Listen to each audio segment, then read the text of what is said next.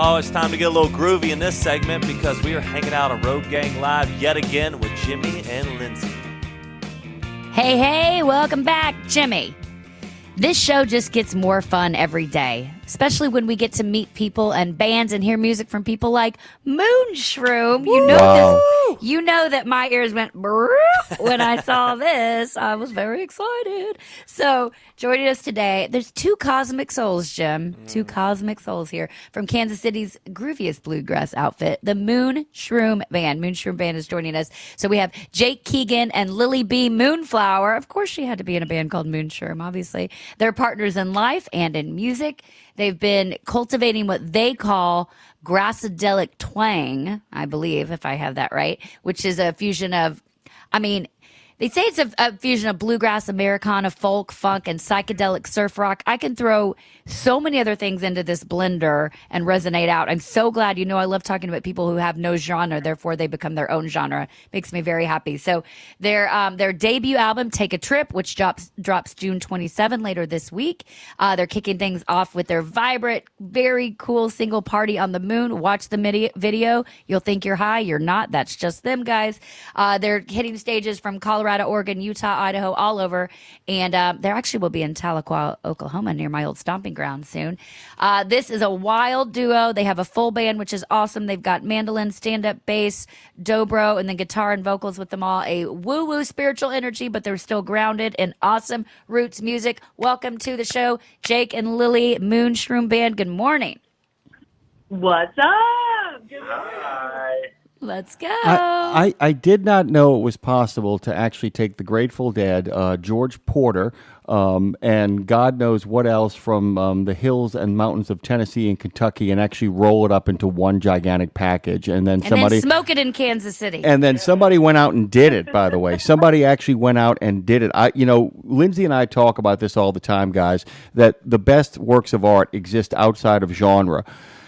Good God Almighty, you guys must have got the memo out of the womb, because I don't know where this places itself other than to say you are your own genre, as Lindsay likes to say. MoonShroom is its own thing. All I had was the urge to have a pineapple pizza after I watched that video, by the way. I got to tell you, man, sweet mother of pearl. If you guys want to check this out, guys, go to moonshroomBand.com. That video, as Lindsay said, is up there. We got to start here with an origin story, Lindsay. I'm gonna skip all the niceties and kind of throw it to you guys, because I know you guys are gonna want to make a choice of how you tell it and in what order. How does this whole thing, Jake and Lily B, how does it all come together? So, hey everybody, I'm Lily B. Moonflower, and I met Jake at Kansas City's finest open mic night that's been going on for 26 years now. It's called Rural Grit, and that was about 7 years ago now. And when I met him, I asked him to record on my album, which was my solo band album at the time. And then we just started getting together more often. We started playing shows. He was recording on my album. We were getting to know each other better, eventually fell in love. And then he joined my band officially, and I was in his band officially. And then you made a baby band together. Exactly. We went out to the West Coast, and we were kind of kicking around band names. And we were camping at the base of Mount Shasta, and we were like, figuring it out. And then when MoonShroom came to mind, Jake was like, oh my God, let's buy the domain name tonight. So we literally bought the website name that night. And that was in 2022. Well, okay, elephant in the room. First of all, Mount Shasta, such a place of what? There's an elephant in the room? What are you taking? Not yet. Well, yeah. Sorry. I'm just listening to MoonShroom, and I'm on the moon with the elephants. Mount Shasta, that is a magical place with so magical. Some might say a vortex to the other side if you're weird like me. Yeah. Okay, yeah. You're my people.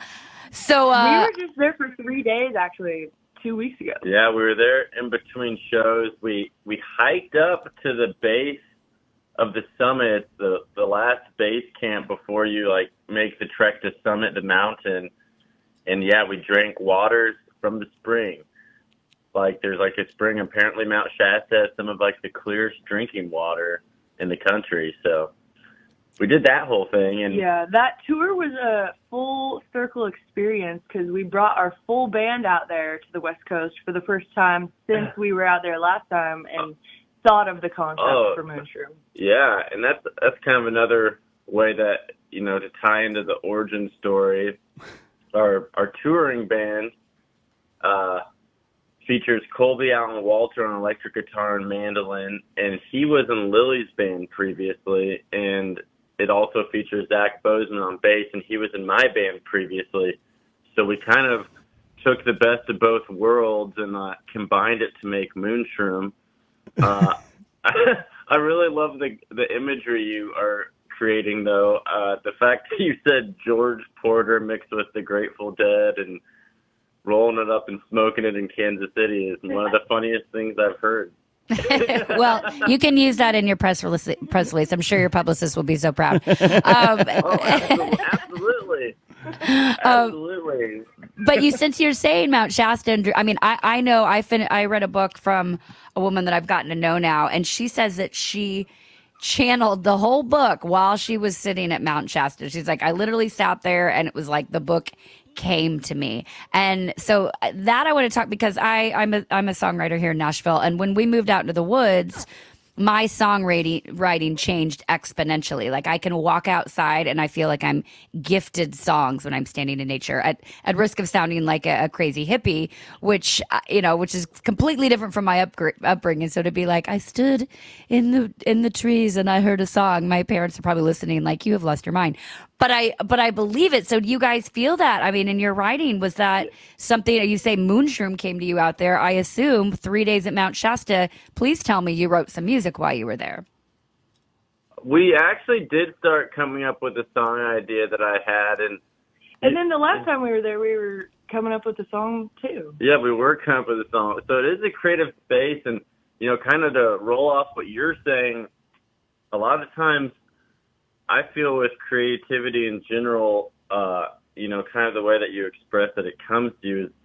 And I've heard it put this way, that it's almost like there's like invisible radio waves of creativity going over your head, and you're more, as a songwriter or creative, you're kind of more just a person that has like a butterfly net, and you're able to like reach up and catch it. You know, you're able to reach up and catch that idea, and like that's kind of why sometimes I feel too, like, I'm not sure if you've ever been in a songwriting circle or, you know, around a campfire and you play a song and someone else is like, oh my God, like that song you just played, like it reminds me so much of like this place that I have a song that, you know, kind of fits into like that same idea or vibe, you know, to where it's like, you're like, oh, we caught the same song, you know, or, and it's like, you know, we reached up and plucked, it's almost like we plucked the idea of Moonshroom, really just had it come to her out of the ether. And I have a few friends that I have that same kind of experience with, where it's almost like we're like antennas, and if we tune into a certain frequency, we can like creatively like make that happen in a way that wouldn't happen if we weren't tuned into that certain frequency. And yeah, I have a few songs where my friends are like, wow, I have a song a lot like that. That's crazy. It's definitely magic. My friend Tori says sometimes if we start to write, she goes, let me put my tinfoil hat on, Jim. And then we're like, okay, let's go. Nice. I have to let our listeners know, by the way, as we talk with Moonshroom, and I just kind of like saying that, hey, we're talking with Moonshroom.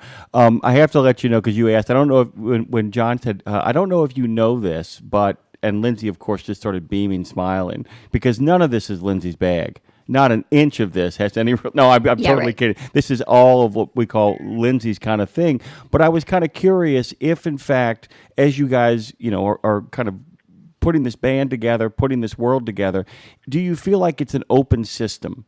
In the idea that, do you feel like you're looking for more collaborators? Or are you looking to get bigger? What are you looking to do? I mean, is there a goal here, or are you really just kind of groove trolling it along, kind of figuring out your ways you kind of go through it? Or is there Groove a plan? Trolls is also a good band name, by the way. Yeah, it's pretty darn good. Yeah. It is. I like that. Thank you very much. Could be our Thank side you. project, guys. Yeah, thank you very much. But you see what I'm saying? I'm not asking. I don't want you to think it's just what are your plans. It's more of a question of what are you feeling? Where do you feel like this is going? Because you do have a lot of tour dates. There are places you're going to be playing and appearing. But what are you hoping? What are you dreaming? What are you thinking this is going to end up? With this album in particular, I'm hoping that it resonates with all the people that it's meant to and more. You know, I hope it really gets out there and gets heard, because that's all I want as a musician, is for my music to resonate with people and to be like adopted into their lives as something that they can like turn to, you know, when they're feeling any type of way, you know. Well, and that's Yeah. go ahead. Sorry, Jake. My bad. I'm a rambler. I really feel like I agree with Lily, you know, a lot, you know, with wanting it to resonate with people. But like, really, I just want to keep building something. You know, we're an independent band. You know, at this point, I'm doing all the booking. You know, Lily's doing most of the marketing, and like we're really able just to kind of do what we want and have this cool thread of like free creative expression running through it. Like, for instance, with this album, you know, we were able just to be like, hey, we have all these songs, you know, let's just do what we think is cool. And if like it resonates with other people and other people think it's cool, then even better. But, you know, like we really took this album as an opportunity to like liberate ourselves from whatever labels that we had put on ourselves or other people had put on us. Because before this album, I was, you know, primarily like a bluegrass guy, you know, like late night, rowdy party bluegrass, dum, dum, dum, dum. And, you know, Lily was like doing mostly like country, like singer-songwriter Americana stuff, which, you know, obviously we love both of those musics. That it holds a special place in our heart and a special place on the album. But with this album, we were like, okay, we have these interesting song ideas running through us that don't necessarily fit within those genres, but we just want to give ourselves the freedom to explore and be like, hey, we think this is cool, and hopefully, you know, other people think it's cool. But like really the main point was for us to make a product that we were overall satisfied with. So if anything we're doing with all the efforts with touring and recording could just enable us to continue to do that, I think that would be a pretty good goal. Like, aside from like the general metrics of success, which are kind of difficult to gauge. But yeah, I think overall we just love to be able to keep creating in our way and what we want to do. Yeah, because sometimes you hear the stories of other artists where, oh, they really made it, but now they're like suffering spiritually because someone else is telling them what to do, or they owe so much money to their record label. Or Welcome whatever. to Nashville. Yeah, we just feel really blessed to have that freedom to be able to do what we want and have a support system of fans that are supporting us in this way. Well, and it's when you say, you know, you said, fine, you know, wanting the music to resonate with people. The key term here is resonate with the right people, because we can. Exactly. I mean, I realized once I stopped caring about and I'm still working on it, by the way, and I will be probably my whole life, but working on not trying to create music for the masses, but really create music for myself, and then the right people will find it that need to. Absolutely. Yes. And so your song, Party at the Moon, the video is out now. You can see it. If you head on over to their website, you can go to moonshroomsband.com. Party on the Moon. The video is so fun. There's crazy costumes. It feels like Mardi Gras on crack, basically, watching this video. It's so great. Lily, I need your glitter fringe outfit in my life, first of all. The fact that you have trumpets in a quote-unquote bluegrass song, and also like a rock and roll bluegrass jam, but then there's also like this retro disco 70s vibe. Like, there's so much going on, and yet somehow it's not manic and it all works. But in all seriousness, my question to y'all is, you know, there's a balance between being a true artist in nature and expressing yourself, and then the balance of also not losing everybody and not losing your audience. And with this, cosmic energy that you have, which is totally my bag, and behind closed doors, I can be as spiritual and woo out in the woods as anyone. But I also have to remind myself, to ground and exist back here on this earth and the artist side. So how do you guys balance, or do you even balance like the trippy with the real world? Is that conscious? Are you consciously doing that? Or do you have to do you walk the line of not losing yourself so that you can still stay relatable, I guess? I would say certain moments in life kind of bring us back to being grounded or being more out there. It's kind of like we live life moment by moment, and whatever is presented to us is what we're expressing in that moment. Go, Jake, go. I would say go, Jake, go. Okay, I would say like that's such a cool question, and I like that. I'm really gonna try to think about how my brain works with it, or at least for better or for worse, the way my mind works for songwriting, at least. Lily's the type where I'll go mow the lawn and I'll come back inside and she'll be like, Jake, look at this amazing song I wrote. And like, I don't say it's amazing. I just say, look at this song. I say it's amazing. Look how amazing I am while you were outside. Yeah. I say I need to mow the lawn more often if this is what happens every time I mow the lawn. But, Lily's the type where she's like, oh, I'm going to sit down and I'm going to write a song. I'm the type of person that I just start getting like a concept or melody or words in my head, and then I mull it over in my head until I think it's like good enough to like write down or, kind of expand upon to where I don't really sit down and be like, I'm going to write this type of song. I just am like, oh, I'm inspired to write this type of song. And sometimes it comes out and it's like, something like Party on the Moon.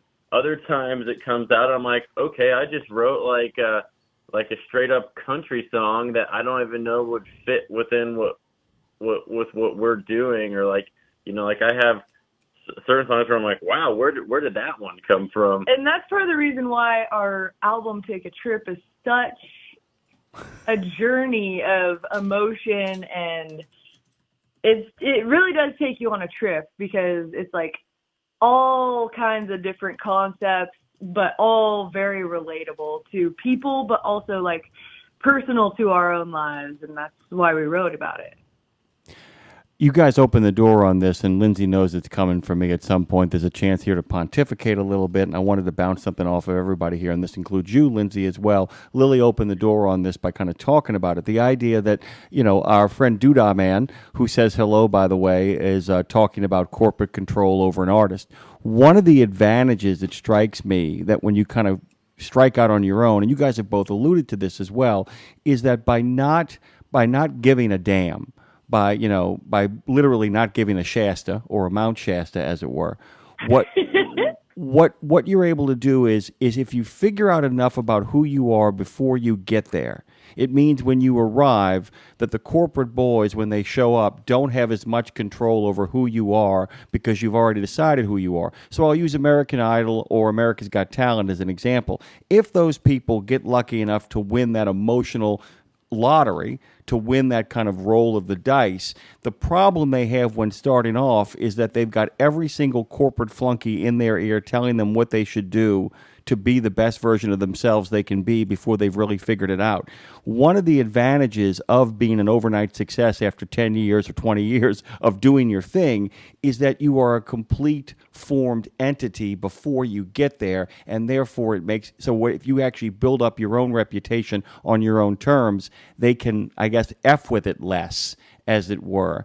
And I'm kind of curious if you see a point where, is there a tipping point here? Is there a point where, I don't know what kind of crowds you're seeing, I don't know what kind of fan base you've built up yet, but do you feel like in many ways that the establishment of your identity becomes a shield that in case the lottery ticket comes and you do have that kind of breakthrough, it becomes a lot harder to change you than they would have if you were still kind of figuring stuff out when you break through. I always think about Nirvana about that. They break through so fast and it just wrecks Cobain. Whereas with REM, they had, 10 years of being themselves before Warner Brothers finally stepped in and said, okay, we'll take you.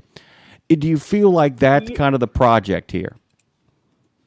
Yeah, I like that concept. I think it's very true. You see that in a lot of bands when, they come up so fast and then it's like they're trying to find themselves, yet bands like us, we've been doing this for our entire lives since we graduated high school. So it's like, yeah, we're really like in tune with what we want to put forth and who we are and what life is like to us, Yeah. and how we think things should be. That's another really interesting question. I guess that's a good way of putting it in perspective when you're grinding it out, doing the independent musician thing, is that you're actually graced with the great opportunity to find out who you are and establish yourself on your own terms.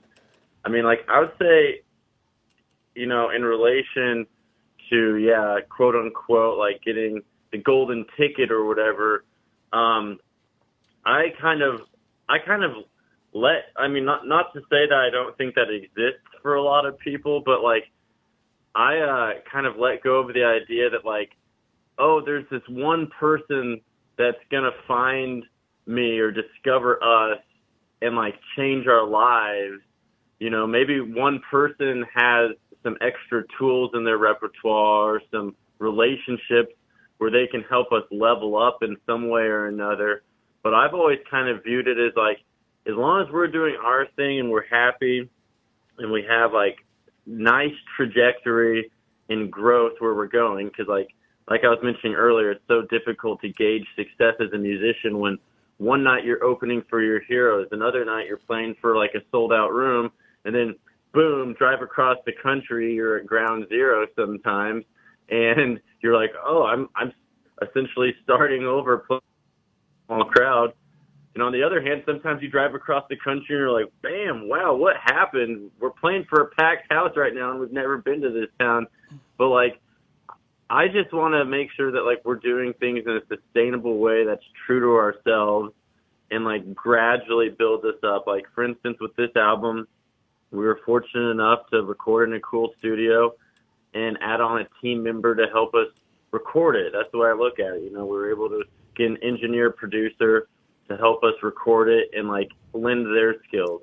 Then we were able to add on, a publicist and a radio promoter, and they're both great team members in that sense, where they have skills and strengths they bring into it. And it's like one of the next pieces I envision is like hopefully getting a booking agent so I can send less emails. Because when I start playing music, those emails. I send less emails, and now I'm sending countless emails. Those emails get in the way of creativity for sure. So if you're listening, booking agent who needs to put MoonShroom on your roster, please give us a call here.